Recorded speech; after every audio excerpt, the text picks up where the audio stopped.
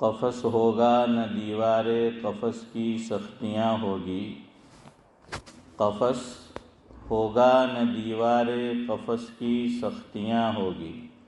قفس یعنی قید خانہ۔ قفس ہوگا نہ دیوار قفس کی سختیاں ہوگی، ذرا موسم تو بدلنے دو بڑی تبدیلیاں ہوگی۔ کوئی آدمی کتنا بڑا ہی کیوں نہ ہو عارف، اور عارف بھائی تو انڈیا چلے گئے ان کے۔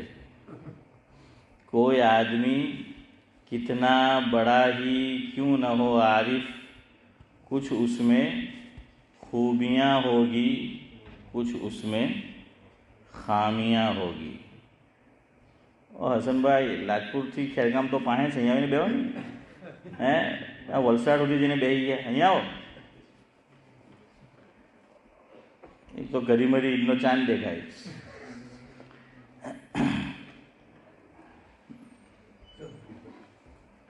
کچھ اس میں خوبیاں ہوگی کچھ اس میں خامیاں ہوگی۔ ایک بڑی اہم بات آج آپ سے ڈسکس کرنا ہے، اس پہ غور کرے جو آخری مصرع ہے یا پورے مطلب پہ۔ کوئی آدمی کتنا بڑا ہی کیوں نہ ہو عارف، میں پھر کہتا ہوں اس پہ غور کیجیے آپ، چونکہ اگلی بات آپ کو بتانا ہے۔ کوئی آدمی کتنا بڑا ہی کیوں نہ ہو عارف، کچھ اس میں خوبیاں ہوگی کچھ اس میں خامیاں ہوگی۔ ابھی جو خامی ہوتی ہے دو طرح کی ہوتی ہے، ایک اپنے تک محدود ہے، زیادہ تر لوگوں کو پتہ نہیں ہے، تو آدمی کو اسے نظر انداز کرنا چاہیے، صرف نظر کرنا چاہیے کہ اس تک محدود ہے اور بڑا آدمی ہے۔ لیکن کوئی بڑا آدمی ہو اور اس میں خوبیاں ہونی ہی ہونی ہے کہ بڑا آدمی ہے، ہمارے سر آنکھوں پر ان کا ادب اور احترام، لیکن میرے اور آپ کے لیے دین مقدم ہے۔ اگر کوئی خامی اس میں ایسی ہو کہ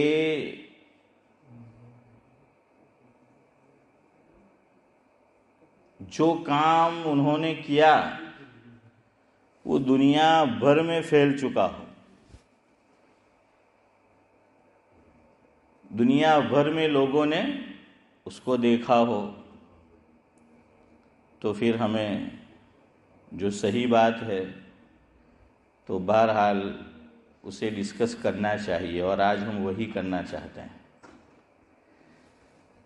حضرت مولانا طارق جمیل صاحب دامت برکاتہم العالیہ، آپ سب حضرات واقف ہے، اللہ تعالیٰ ان کا سایہ تعدیر عافیت کے ساتھ ہم پر قائم رکھے۔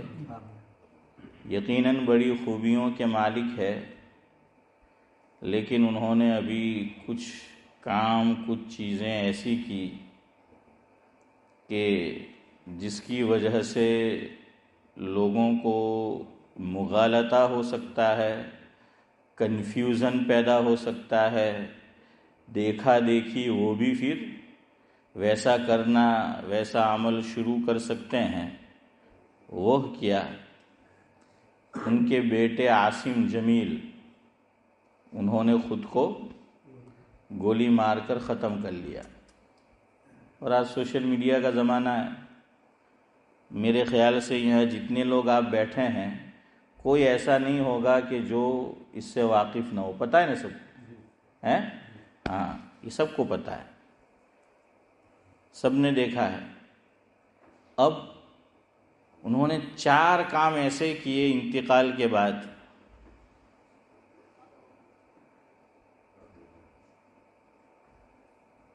کہ جسے ہمیں ڈسکس کرنا ہے، لیکن آج صرف میں ایک بات آپ سے ڈسکس کروں گا انشاءاللہ۔ وہ 4 کام کیا کیے انہوں نے؟ نمبر 1، جنازے کے بعد انہوں نے دعا کی۔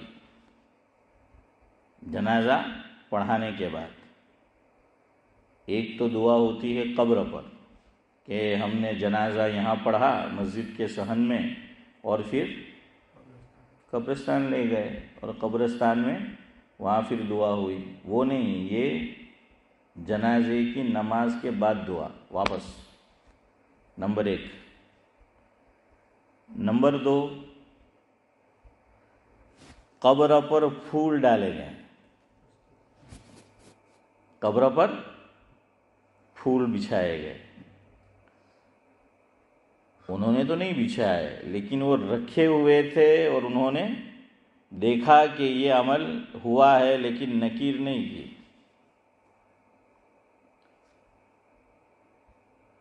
تو ایک تو پھول ڈالے گئے قبر پر۔ تیسرا کام یہ ہوا، قرآن خوانی کا انہوں نے خود اعلان کیا کہ میرے بیٹے کی فلاں دن فلاں وقت مسجد کے اندر کیا ہوگی؟ قرآن خوانی ہوگی۔ نمبر 4، انہوں نے پشاور کے کسی بزرگ کا خواب بیان کیا،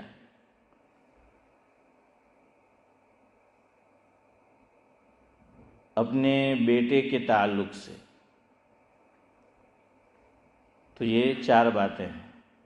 آپ میں سے کچھ حضرات نے شاید یہ سب دیکھا ہو، سنا ہو۔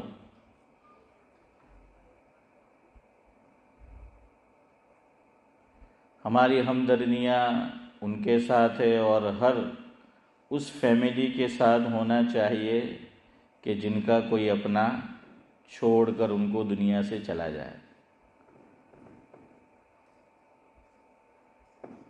لیکن مولانا ایک مشہور شخصیت ہے، ایک دنیا انہوں نے دیکھی بھی ہے اور ایک دنیا انہیں جانتی بھی ہے، اور یہ سب چیزیں جو ہوئی ان کا آفیشیل ایک یوٹیوب چینل ہے ان کا خود کا، تو اس پر بھی یہ سب چیزیں آپ کو مل جائے گی ان کے اپنے آفیشیل یوٹیوب چینل پر۔ اور لوگوں نے تو اس کو دکھایا ہی ہے، اس پہ ڈسکس کی ہی ہے۔ تو میں نے سوچا کہ آپ میں سے بھی کچھ لوگوں نے دیکھا ہو سکتا ہے یا دیکھیں گے۔ اور یہ جو 4 کام ہوئے تو ہمارے یہاں تو نہیں ہوتے یہ کام، تو اب آدمی سوچنے پر سوچ سکتا ہے آدمی کہ بھئی جب انہوں نے کیا، ہمارے یہاں مسئلہ کیا ہے پتہ ہے؟ ہم کتابیں اٹھا کر نہیں دیکھتے، اور ہم اپنے علماء سے جا کر معلوم نہیں کرتے، بس کسی بڑی شخصیت کو کرتے دیکھ لیا تو ہم یہ سمجھتے ہیں کہ یہی دین ہے۔ عامتاً ہم لوگوں کا یہ ذہن ہے، اور اس میں بھی اگر کوئی مشہور شخصیت ہے جس کو آج کی زبان میں جاوید بھائی کہتے ہیں سیلیبریٹی، کیا ہے؟ کوئی سیلیبریٹی ہے، مشہور شخصیت ہے، نمبر 1۔ نمبر 2، درجہ عالمیت کا جو آخری درجہ ہے دورہ حدیث، تو اس میں یا تو وہ بخاری شریف پڑھا رہے ہیں یا کوئی اور بڑی کتاب، اور وہ عمل کریں گے تو ہم یہی سمجھیں گے کہ یہی دین ہے۔ دیکھیے، علماء پر اعتماد ہونا چاہیے، بے شک کہ ہمیں ان پر اعتماد کرنا چاہیے، میں منع نہیں کر رہا، لیکن کوئی ایسا کام جو ہمارے یہاں ہوتا ہوا بچپن سے دیکھتے ہی نہیں آئے اور اچانک وہ کام ہوتا ہے، میں اس کی بات کر رہا ہوں۔ ورنہ آپ کو علماء پہ اعتماد کرنا ہے، ہمیں اپنے علماء پہ اعتماد کریں گے تبھی تو آگے زندگی کی گاڑی چل سکے گی اور ہم صحیح طور پر دین پر عمل کر سکیں گے۔ لیکن وہ باتیں کہ جو دماغ کے اندر سوال پیدا کرے، دل کے اندر نورانی بھائی کیا ہو کھٹکے ہو، اور وہ کام ہم نے ہوتا ہوا نہیں دیکھا ہمارے یہاں، ہم بچپن سے وہ کام دیکھتے آ رہے ہیں لیکن اس طرح نہیں دیکھا، تو دیکھیے اس میں سے دو چیز ہو سکتی ہے. ہو سکتا ہے کہ کبھی اس میں اچھا پہلو بھی نکل آئے کہ بھائی وہ چیز ہمیں معلوم نہیں تھی اور انہوں نے کی اور واقعتاً وہ ویسا ہی ہے اور ہمیں ویسا کرنا چاہیے اور ہم واقف نہیں تھے، ہم نے دیکھا نہیں تھا، ہم نے سنا نہیں تھا اور ہم نہیں کرتے تھے. ایسا بھی ہو سکتا ہے، لیکن ایسا کم ہو سکتا ہے. اور ایسے کام کہ جو ہم نے ہوتے ہوئے نہیں دیکھے اور پھر وہ ہو رہے. دیکھیے میں نے آپ کو یہ جو باتیں بتائی ہیں، آپ اللہ کے گھر میں بیٹھے ہیں، جو صحیح ہے وہی بتا دینا ہیں. یہ مت دیکھنا کہ بھائی مولوی صاحب نے یہ تمہید قائم کی ہے تو اب مولوی صاحب جیسا سوچ رہے ویسا ہی جواب دیں گے. نہیں، آپ نے یہ کام سب جو میں نے کہے دیکھے ہمارے یہاں نہیں، وہ تو دوسرے لوگ بھی رہتے ہیں. ہمارے جو اکابر ہے ان کی بات کر رہا ہوں. ہاں نہیں، یعنی ہمارا جو طبقہ ہے وہ سورت تو شہر ہے، لندن بھی شہر ہے. جو دوسرے لوگ ہیں وہ وہاں تو آپ بہت کچھ دیکھیں گے ہیں. آدم سے ہوئی نادانی، جنت کا چھوٹا دانا پانی، وہ بھی آپ دیکھیں گے ہیں. دمادم مست کلندر علی تیرا پہلا نمبر.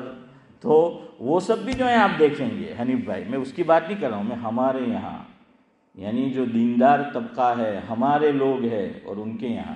باقی شہر ہے، سٹی ہے تو ہر طرح کے لوگ رہتے ہیں. اور یہ تو ہمارے قبرستان میں بھی آپ ٹوٹنام چلے جاؤ خاص طور سے تو یہ دوسرے لوگوں کا کی جو جگہ ہے، جو قبر ہے، وہاں آپ پھول دیکھیں گے. بلکہ آپ یہ بھی دیکھیں گے، اور میں سوچتا ہوں کہ اللہ ہمیں یہ بھی دیکھنا تھا ہے. آپ قبرستان میں جا کر شبیر چچا یہ بھی دیکھیں گے، اور میں سوچتا ہوں کہ اللہ ہمیں یہ بھی دیکھنا تھا. اور وہ کیا؟ مرنے والے کی قبر پر تختی لگائی اور تختی پہ فوٹو چپکایا. ہاں بالکل، اب جاؤ ٹوٹنام میں آپ کو ملے گی. تو میں ان کی بات نہیں کر رہا، وہ تو ہم دیکھتے ہیں. میں ہمارے جو لوگ ہیں ہاں، ہمارا جو معاشرہ ہے، ہمارا جو سماج ہے، ہماری جو سوسائٹی ہے، میں اس کی بات کر رہا ہوں.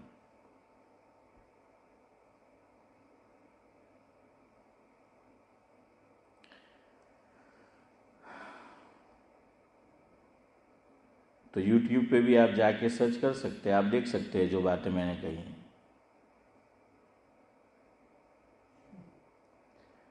پہلے ایک تمہید قائم کرتا ہوں، وہ سنیں اور سمجھنے کی کوشش کرے وہ، پھر میں اگلی بات پہ آتا ہوں. نمبر 1 تو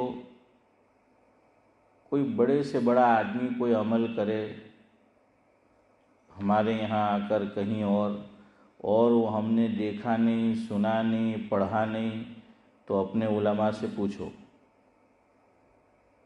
سوال پیدا ہونا چاہیے، دل میں بات اسماعیل بھائی کھٹکنی چاہیے ہے نا کہ بھئی ایسا کیوں.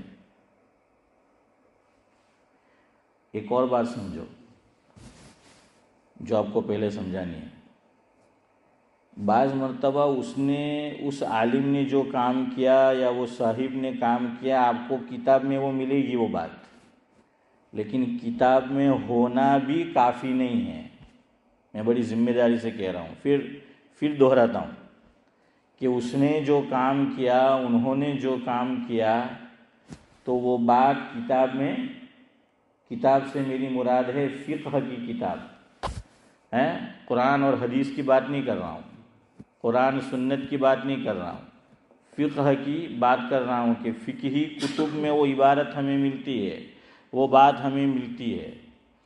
تو اس کا فقہی کتب میں ہونا یہ بھی اس عمل کے صحیح اور درست ہونے کے لیے کافی نہیں ہے. کیوں؟ کتاب میں آپ کو 2 طرح کے اقوال ملیں گے، 2 طرح کے. ایک کا نام ہے قول راجح. کیا نام ہے؟ قول راجح. اور دوسرے کا نام ہے قول مرجوح. کیا ہے؟ ہاں، یا میں ایک اور طرح آپ کو سمجھاؤں، ایک کا نام ہے مفتا بہی قول۔ چودھری صاحب کیسا قول؟ مفتا بہی قول۔ مفتا بہی کا کیا معنی؟ جس پر فتویٰ ہے، جس پر کیا ہے؟ فتویٰ ہے۔ یعنی میں نے اور آپ نے مفتی صاحب سے مسئلہ پوچھا تو ان کی یہ ذمہ داری ہے مفتی صاحب کی کہ ہمیں جو فتویٰ دے تو مفتا بہی قول وہ بتائے۔ حسن بھائی سمجھ آیا؟ مفتا بہی یعنی جس پر فتویٰ ہے، اس کے مقابلے میں غیر مفتا بہی قول دوسرا کیسا ہوتا ہے؟ غیر مفتا بہی قول یعنی جس پر فتویٰ نہیں ہے۔ اب آپ میں سے کوئی یہ سوچ سکتا ہے کہ مول صاحب جب وہ قول شاذ ہے، قول مرجوح ہے، تو پھر کتاب میں نقل کرنے کی کیا ضرورت؟ جب اسے عمل میں نہیں لانا ہے، جب اس پہ فتویٰ نہیں دینا ہے، تو پھر امین بھائی آپ سوچیں گے کہ پھر اس کو اندر ذکر کرنے کی کیا ضرورت؟ تو وہ ضرورت ہے ایمرجنسی کے لیے۔ کس کے لیے؟ ایمرجنسی کے لیے، کہ کبھی بہت ضرورت اور حاجت پیش آ جائے، حالات کو مد نظر رکھتے ہوئے، تو پھر ایسے موقع پر کون سا قول لیں گے؟ ارے بولو، غیر مفتا بہی قول نمبر 1 آپ یوں بھی کہہ سکتے ہیں، یا آپ کہو قول شاذ بڑی شین الف اور رال، یا آپ کہہ لیجئے قول مرجوح ہیں۔ صلاح الدین بھائی آپ اب اپنی صلاحیت دکھائیں ہیں کہ میں نے 3 نام بتائے، چلے کوئی ایک تو بولے، کون سا؟ بھول گئے؟ چلے آپ میں سے کوئی بولے۔ قول مرجوح، جزاک ہاں، تو اور دوسرا اس کا اسی کا نام شاذ، ہاں جزاک اللہ، اور تیسرا غیر مفتا بہی قول کہ جس پر فتویٰ نہیں ہے۔ تو اس لیے ذکر کرتے ہیں کہ کبھی ایمرجنسی پیش آ جائے، کبھی کوئی ایسی ضرورت، اور یہ بات لکھ دی ہے علماء نے کتاب میں کہ اس پہ فتویٰ اسی وقت دینا ہے، آگے بات آئے گی، وہ لکھا ہوا ہے، اور یہ مفتی کا کام ہے۔ دیکھیے اسی لیے آج کل ہمارے اکابر تو اس کو پسند نہیں کر رہے، انڈیا، پاکستان، بنگلہ دیش، UK اور دیگر کنٹریز ہے، تو وہاں پر اب کیا ہو رہا ہے؟ مفتی کا کورس اور افتاء کا کورس کتنے سال کا؟ ہاں جاوید بھائی 60 سال کا، بتاؤ مجھے، ٹکٹ میں دوں گا آپ کو، ٹکٹ میں دوں گا آپ کو، چاہے ہوائی جہاز کی ہو، اور ہم جائیں گے 60 سال۔ ہاں 2 سال، وہ تو 2 سال کسی زمانے میں تھے، اور اب کہیں کہیں ہیں، اب تو 1 ہی سال رہ گیا ہے، اب تو 1 ہی سال، 1 سال میں وہ مفتی بن گیا۔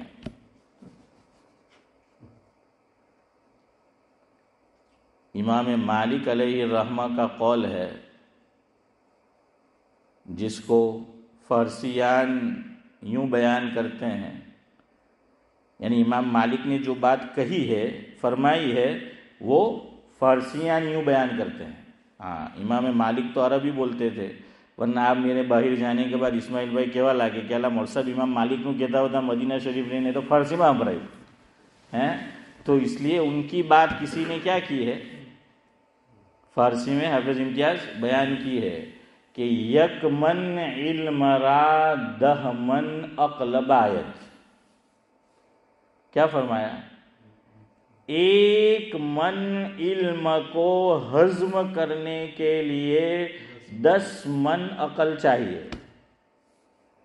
اشرف بھائی کتنی چاہیے؟ علم خالی 1 من ہے، اور عقل مقابلے میں 10 من، یعنی کتنی زائد؟ نہیں 2 کہاں، 9 گنا زائد، 9 گنا زائد. તમે બધાને બી ખાલી મોરિસન ને આપણે સાયન્સભાઈમાં buy two get third free તે જ યાદ રહી, હે આ બધામાં કમ્પેર કરવાનું યાદ نہیں رہی. تو کیا ہے، 1 من علم کو ہضم کرنے کے لیے 10 من عقل چاہیے. اور یہ ہاضمہ کب درست ہوتا ہے؟ جب ایسے مفتیان کرام کی صحبت میں رہا جائے، بیٹھا جائے، صحبت اختیار کی جائے کہ جنہوں نے اس کو ہضم کیا ہے. کیا کیا ہے؟ جنہوں نے ہضم کیا ہے. یہ جو عالم بنتا ہے، طالب علم عالم دین بن جاتا ہے. ہمارے حسن بھائی کے ماشاءاللہ ہیں منگیرا کے 2 لڑکے عالم دین ہو گئے.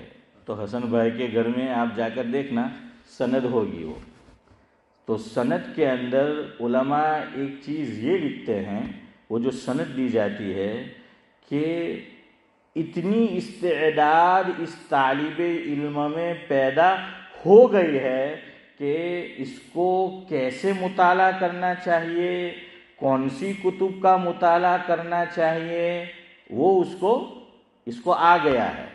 اب یہ علم میں اسی وقت ترقی کرے گا جبکہ کتابوں کے ساتھ یہ کیا رکھے گا؟ رابطہ رکھے گا. مطالعے کا وہ معمول رکھے گا. مطالعے کا اگر مطالعہ رہا تو علم میں اضافہ ہوگا، تو علم میں ترقی ہوگی. ورنہ مدرسے سے بچہ عالم دین بن کر آیا، جو کتاب تھی اور فرسٹ کلاس جو ہے وہ شوکیس بنایا اور اس کو کبھی کیش کیا ہی نہیں، بس لا کر رکھ دیا. اتنی اچھی لائبریری بنائی ہے، اتنی اچھی بک سیلف ہے، لیکن پڑھتا تو ہے ہی نہیں. اب وہ پڑھے گا نہیں تو آگے ترقی کیسے کرے گا؟ یہ لکھتے ہیں سند میں علماء کہ ہم نے اس پہ اعتماد کیا ہے، لیکن اب اس کو آگے بڑھنا ہے، اسے کتابیں پڑھنا پڑے گی. ہاں، حضرت مفتی سعید احمد صاحب پالنپوری نور اللہ مرقدہ ایسے ہی مفتی سعید نہیں بن گئے، ایسے ہی دارالعلوم دیوبند کے شیخ الحدیث نہیں بن گئے. حضرت نے سے میں نے سنا اور کتاب میں نے نقل بھی کیا ہے کہ روزانہ 500 صفحات مطالعہ کرنے کی حضرت کی عادت تھی. Every single day 500 pages. اور وہ بھی جو کتابیں پڑھانی ہیں اس کے علاوہ. مہینے کے کتنے پیجز حضرت پڑھتے؟ ارے کیلکولیٹ کرو، 30 دن کا مہینہ ہو تو 500 کتنے ہو گئے؟ 150. چلے چھوڑو، جو بھی ہو. بہرحال ہاں 15,000. اشرف اگر اشفاق بھائی کہہ رہے ہیں تو یہ مفتابی قول ہے، چونکہ ان کو عادت ہے تو یہ مفتابی قول ہے، اس کا نام مفتابی قول. تو بہرحال وہ صحیح ہے. اگر ذاکر بھائی ہوتے تو میں ان کو پوچھتا. جزاک اللہ، اشفاق بھائی صحیح ٹائم پہ آ گئے. تو 15,000. ہاں 15,000. ہاں صحیح ہے. 1,000 ہوتے تو 30 ہوتے، 30 دن کے. یہ آدھا ہے، بالکل صحیح حساب ہے. تو 15,000. تو اب سال کا وہ بندہ کتنا پڑتا ہو؟ پھر ہماری مسجد میں اتنے سال ماشاءاللہ آتے رہے، علم کا دریا بہاتے رہے، تو بہے گا نا علم کا دریا، کیونکہ وہ پیچھے پڑھا اتنا ہے تو وہ پڑھنا پڑتا ہے. ہاں وہ روزانہ اتنے صفحات پڑھتے تھے. اور حضرت یہ فرماتے تھے، مفہوم ہے، فکر نہ کرو اس کی کہ جتنا پڑھا سب یاد رہا، سب سمجھ گئے، سب سمجھ آ گیا، سب ہمیں یاد رہا. بڑا اچھا جملہ فرماتے تھے آگے جاوید بھائی. حضرت فرماتے تھے، جو سمجھ میں آئے، جو یاد رہے، سمجھ لو اپنے لیے تھا. جو یاد نہیں رہا، جو سمجھ میں نہ آیا، یوں سمجھو اپنے لیے تھا ہی نہیں. حسن بھائی کتنی اچھی بات بیان فرمائی کہ بھائی اپنے لیے تھا ہی نہیں، اس لیے ہم کیا کر گئے؟ بھول گئے. یعنی ورنہ آدمی سوچے گا کہ આટલું બધું પઢવા તો કઈ યાદ જ નહીં રહે ہے. مفتی محمود حسن گنگوئی رحمۃ اللہ علیہ سے ایک شاگرد نے پوچھا حضرت ہم اتنا سب کچھ پڑھتے ہیں سب یاد نہیں رہتا کیا کرے؟ تو حضرت نے فرمایا تو جو کچھ کھاتا ہے سب کا سب خون بنتا ہے یا کچھ فضلہ بن کے ٹوائلٹ میں بھی جاتا ہے؟ نہیں، وہ سمجھا دیا انہوں نے، ہے نا چودھری صاحب، کہ جو ہم نے کھایا سب خون بنا. اگر سب خون بنتا اور سب کوئی چیز ضائع نہیں جاتا تو پھر ٹوائلٹ بنانے کی حنیف بھائی ضرورت تھی نہیں. اور اب تو اتنے ٹوائلٹ کی ضرورت ہے چونکہ کھاتے اتنا ہے تو ہر روم کے ساتھ ٹوائلٹ. اور اب تو اس گھر اور فلیٹ کی ویلیو زیادہ ہے جس میں ماسٹر بیڈ روم ہو ہے اور ہر روم کے ساتھ. ہاں نہ آپ نے گندھا بھی نہیں کہا، عادت تھی گئی ہے. ورنہ پہلے لوگ آپ کو بتایا تھا وہ پیچھے رکھتے تھے، یہ چیز گھر میں رکھتے ہی نہیں تھے. اور یاد رکھو پہلے جین بھوت نہیں آتے تھے، کیوں؟ گندگی دور ہوتی تھی. હવે આપણે જે ઘરમાં જોઈ તે બધા જીન ને ભૂત હું કહે કે ગંદકી જ અંદરમાં. ہاں صحیح بات کہہ رہا ہوں. آپ یہ گندگی پہ رہتے ہیں تبھی تو میں اور آپ ٹوائلٹ میں جاتے ہیں تو یہ دعا کرتے ہیں اور کرنی چاہیے. اور آقا نے سکھائی اللہم انی اعوذ بک من الخبث والخبائث. تو وہی تو ہے دونوں، وہ پڑھنا پڑتا ہے. تو جیسے سند میں لکھا جو بچہ عالم دین ہوا، اسی طرح افتاء کے اندر بھی ماہر مفتی کے ساتھ افتاء کا کورس مکمل کرنے کے بعد کم از کم 14 ایئرز اس کی نگرانی میں کام کرے. نذیر بھائی کتنے سال؟ 14 سال کام کرنا ہے ماہر مفتی کی نگرانی میں. یہ ڈاکٹر بھی آپ دیکھو، جو لوگ ڈاکٹر بنتے ہیں، یہ جی پی بھی ہے ہمارا آپ کا، وہ ڈائریکٹ آ کے بیٹھ گئے ہیں. اشفاق بھائی آپ کی تو سننے میں ڈاکٹر ہے، تو آپ بتائیں ہمیں. تو ویسے ہی تو وہ پریکٹس کرنا پڑتا ہے، وہ پریکٹس کرنی پڑتی ہے. اسی طرح یہاں بھی پریکٹس ہے افتاء کے. کیوں؟ یہ بڑی اہم ذمہ داری یاد رکھو. مفتی کی اور فتوے کی بڑی اہم ذمہ داری ہے. یہ کچھ سے کچھ معاشرے میں ہو سکتا ہے. یہ کوئی فتویٰ دینا آسان نہیں ہے، یاد رکھو کہ جیب میں سے نکالا اور دے دیا نہیں. بہت غور و فکر کرنا پڑتا ہے، بہت سوچ و بچار کرنا پڑتا ہے.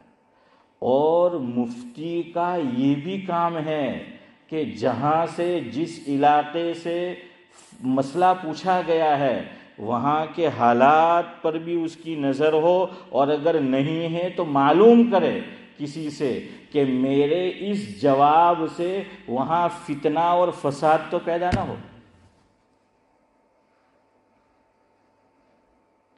اسی مسجد کے اندر بات آئی تو آپ کو کہوں، حضرت مولانا مفتی سید احمد صاحب پالنپوری نور اللہ مرقدہ نے، آپ کو یاد ہوگا، حضرت نے فرمایا تھا کہ دیوبند کے دارالافتاء میں 25 علماء کا، کانپور کے 25 علماء کا خط آیا تھا کہ مرکز نظام الدین دہلی میں ایک صاحب، میں نام نہیں لے رہا، وہ عجیب عجیب باتیں بیان کرتے ہیں بیانات کے اندر. اور میں نے کہا نا کتاب میں ہونا کافی نہیں ہے، یاد رکھو یہ بات آپ کو فائدہ دے گی. وہی قول شاذ کہ قول شاذ، اس پہ عمل نہیں کریں گے، اس کو بیان نہیں کریں گے. اور کیوں اس کو لکھا گیا وہ میں نے بات آپ کو بتائی. وہ صاحب یوں بھی کہتے ہیں کہ یہ ویڈیو والا موبائل حرام ہے. دنیا بھر کے مفتیان کرام اس کی اجازت دیتے ہیں، اور وہ تو مفتی بھی نہیں ہے.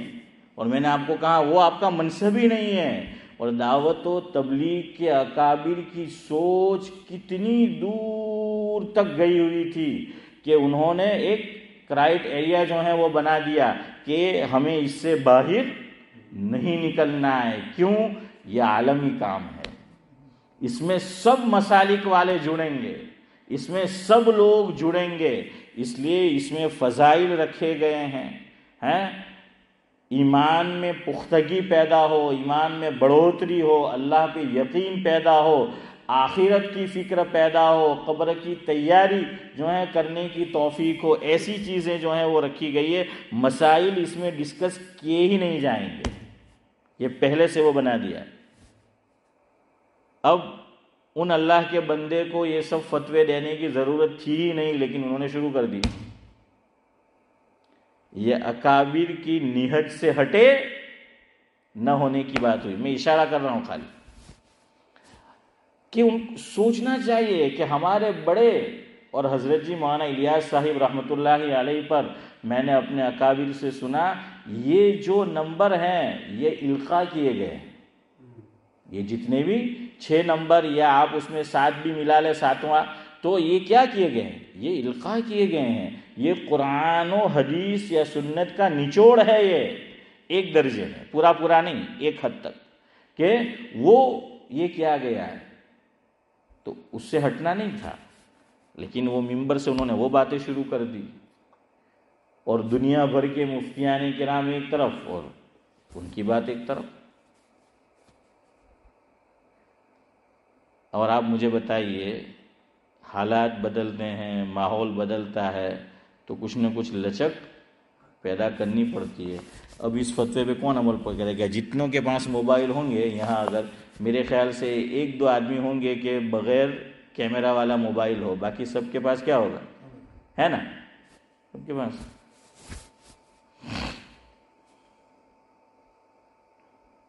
اچھا، تو میں کہہ رہا تھا مفتی یہ بھی دیکھے گا، 25 علماء کرام نے دارالعلوم دیوبند میں استفتاء بھیجا، سوال بھیجا کہ ایسی ایسی بات ہو رہی ہے، اب کیا فتویٰ ہے؟ اب وہاں کے جو مفتی تھے، مفتیان کرام، مفتی سعید احمد صاحب پالنپوری رحمۃ اللہ علیہ نے سنایا، اتنا سخت فتویٰ لکھا تھا کہ معاملہ کچھ سے کچھ ہو جاتا اسی وقت۔ ابھی تو تفریق نہیں ہوئی تھی، یہ اس وقت کی بات ہے، ابھی تفریق نہیں ہوئی تھی، اور ابھی بات بہت عام بھی نہیں تھی، یہ اس وقت کی بات ہے کہ بات کوئی عام بھی نہیں تھی کہ یہ سب ہو رہا ہے، اور پوچھنے والے سب علماء تھے۔ دارالعلوم دیوبند سے پوچھا۔ اب محتمم صاحب نے سمجھداری سے کام لیا کہ انہوں نے جواب پڑھا کہ یہ جواب تو بہت سخت لکھا گیا ہے، صحیح ہے جواب، لیکن سخت لکھا گیا ہے، اور یہ عالمی کام ہے، عالم میں اثرات پڑیں گے۔ تو انہوں نے کیا کیا کہ وہ استفتاء اور وہ جواب جو انہوں نے لکھا تھا وہاں کے مفتیان کرام نے حضرت مفتی سعید احمد صاحب پالنپوری رحمۃ اللہ علیہ کو دے دیا کہ حضرت آپ اس کو پڑھ بھی لے، سوال بھی پڑھ لے، جواب بھی پڑھ لے، اور جواب اب آپ لکھے کہ اس جواب کو عام نہیں کرنا ہے۔ حضرت نے فرمایا کہ پھر میں نے نئے سرے سے جواب لکھا، اور ایسا جواب لکھا کہ امت میں انتشار پیدا نہ ہو۔